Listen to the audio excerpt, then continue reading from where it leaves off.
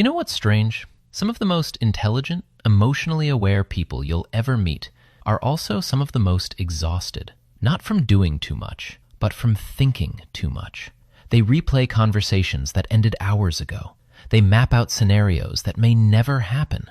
They lie awake at 2 a.m., not because something went wrong, but because their brain refuses to stop asking, what if? And here's the psychological paradox at the heart of this.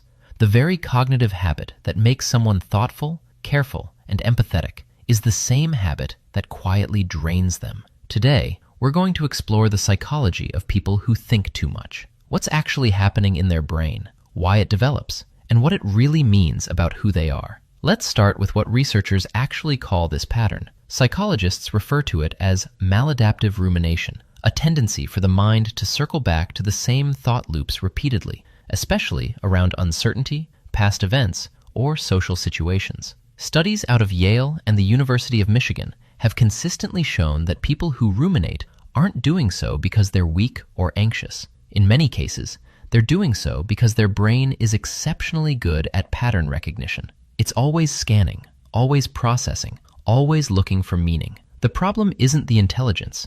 It's that the system never gets a signal to stop. Neurologically, this comes down to a structure you've probably heard of, the prefrontal cortex. This is the part of your brain responsible for planning, analysis, and self-reflection. In overthinkers, this region tends to stay highly active, even during downtime. Meanwhile, the default mode network, which is the brain's background processing system, keeps generating internal monologue. The result is a mind that's essentially always online, always auditing, always drafting responses to conversations that haven't happened yet. What's fascinating is that this pattern usually doesn't start in adulthood. For a large number of overthinkers, the habit begins in childhood or adolescence, often in environments where outcomes felt unpredictable. When a child grows up in a household where moods shifted without warning, or where mistakes had disproportionate consequences, the young brain learns a very logical survival strategy. Think ahead. Anticipate everything. If you can predict what's coming, maybe you can protect yourself. Overthinking, in this light, isn't a flaw. It's an adaptation. A very smart nervous system doing exactly what it was trained to do. Now here's something interesting to pause on. Not all overthinking looks the same. Psychologists generally identify two distinct types. The first is reflective rumination, where the person turns inward to understand themselves, process emotions, and make sense of the world. This version, when balanced, can be a genuine strength. It's linked to higher emotional intelligence and deeper self-awareness. The second type is brooding rumination, a more passive, often distressing pattern of dwelling on problems without moving toward resolution. This is where overthinking starts to cost people, in sleep quality, in decision paralysis, in social anxiety that builds from overanalyzing every interaction. The tricky thing is that most overthinkers oscillate between both. A single moment of reflection can slide, almost invisibly, into a spiral. And because the thinking feels productive, because the brain is actively engaged, it can be genuinely difficult to notice when you've crossed from processing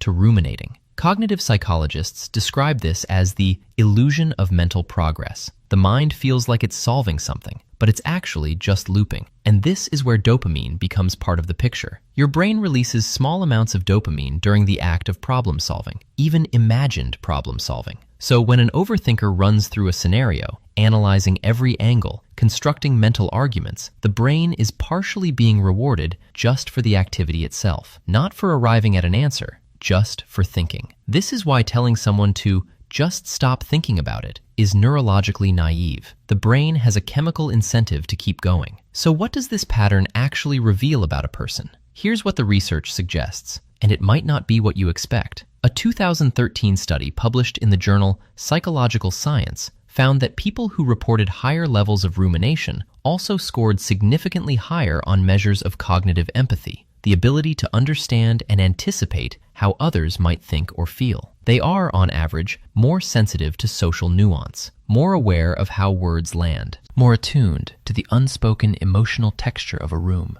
The very engine that makes overthinking so tiring is also what makes these people remarkably perceptive.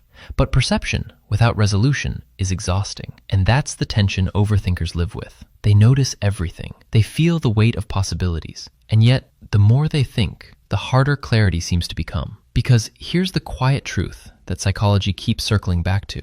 The mind cannot think its way out of every problem. Some things have to be felt, decided, or released, not solved. Therapists who work with chronic overthinkers often focus not on stopping the thoughts, but on changing the relationship to them. Acceptance and commitment therapy.